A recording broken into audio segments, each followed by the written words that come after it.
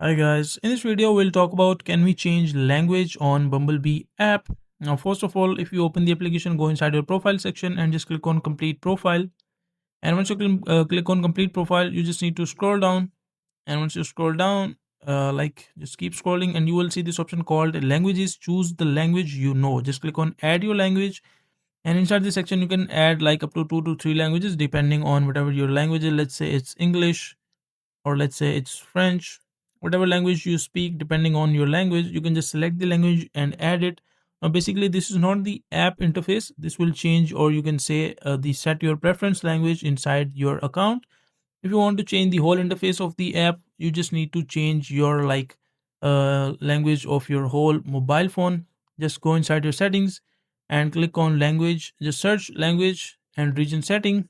You can just find the similar setting inside your Android phone as well, and just click on add language and just choose the language that you want to set to, either Chinese or whatever language you're using. Just click on it and set the whole interface of your mobile phone to that language. Once you do that, after that, your app application will also be changed.